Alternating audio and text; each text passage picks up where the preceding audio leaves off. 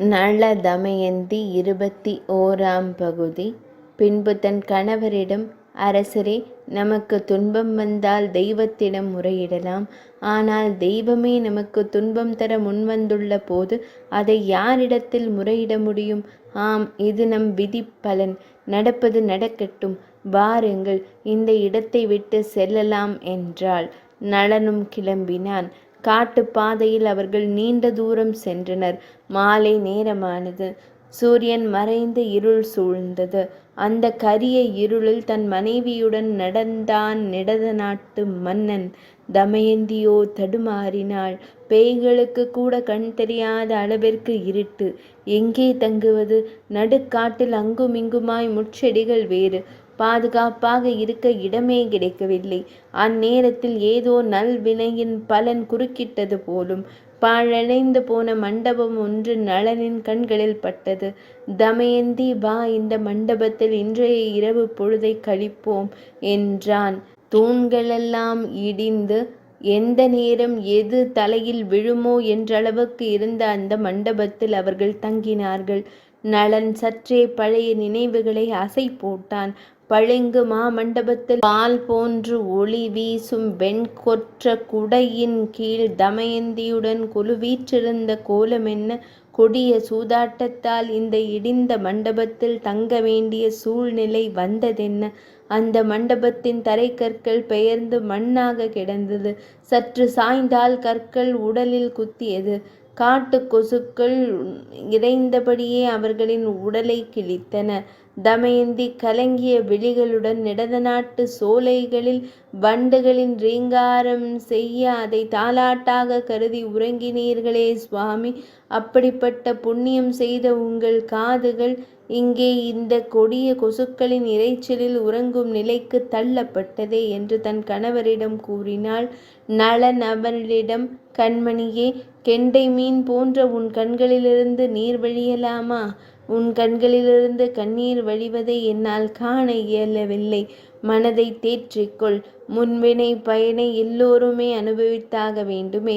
இப்பிறவியில் நாம் யாருக்கும் கேடு செய்யவில்லை. முற்பிறவிகளில் என்னென்ன பாவங்கள் செய்தோமோ, ஆனால் அதை உன்னையும் சேர்த்து அனுபவிக்க வைத்து விட்டேனே என்பதுதான் கொடுமையிலும் கொடுமை என்று வருத்தப்பட்டான் நளன். ஆண்கள் என்னதான் தேறுதல் கூறினாலும் பெண்கள் ஒன்றை இழந்துவிட்டால் அவர்களின் மனதை ஆற்றுவது என்பது உலகில் முடியாத காரியமாகும்.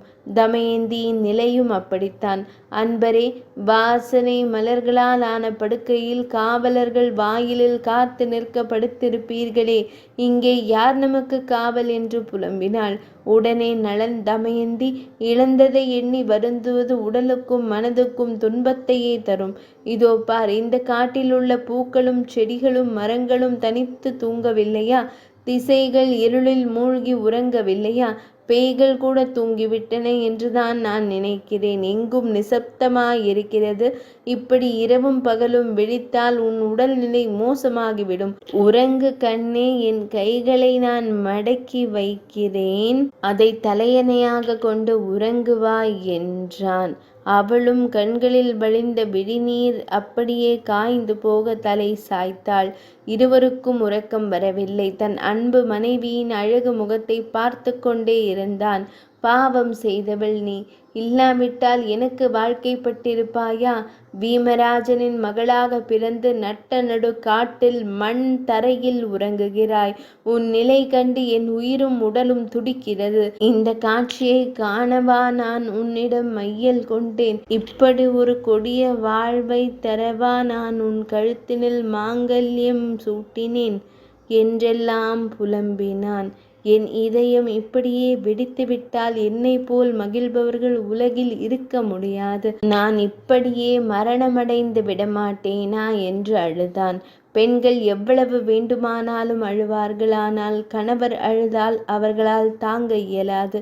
அன்பரே, தாங்கள் கண்ணீர் வடிக்கும் அளவு நான் தான் உங்களுக்கு கொடுமை செய்தேன். அற்ப பறவை மீது கொண்ட ஆசையால் உங்கள் ஆடையை இழக்கச் செய்தேன். என் முந்தானை உங்கள் ஆடையானதால் அதை விரித்து உங்களை படுக்க வைக்க இயலாமல் போனேன். இப்படி ஒரு கொடுமை இந்த உலகில் எந்த ஒரு பெண்ணுக்கும் வரக்கூடாது என்று புலம்பி தீர்த்தாள். இப்படி புலம்பியபடியே அவள் தன் கைகளை அவனுக்கு தலையணையாக கொடுத்து கால்களை குறுக்கே நீட்டி அதன் மேல் அவனது உடலை சாய்க்க கூறி மண்டபத்து மணலும் கல்லும் அவன் முதுகில் குத்தாமல் இருக்க உதவினாள். ஒரு வழியாக அவள் உறங்கத் தொடங்கினாள். இப்படி இவள் படும் பாட்டைக் கண்டுகொண்டு பார்க்க நளனால் இயலவில்லை. இவளை இங்கேயே விட்டு சென்று விட்டால் என்ன? இவள் காட்டில் படாத பாடுபடுவாள் என்பது நிஜம். ஆனாலும் அது நம் கண்களுக்கு தெரியாதே. என்ன நடக்க வேண்டுமென அவளுக்கு விதி இருக்கிறதோ அது நடக்கட்டும். இவளை இப்படியே விட்டுவிட்டு கிளம்பி விடலாமா? நளனின் மனதில் சனிதேவர் விஷ விதைகளை ஊன்றினார். 21ஆம் பகுதி நிறைவடைந்தது.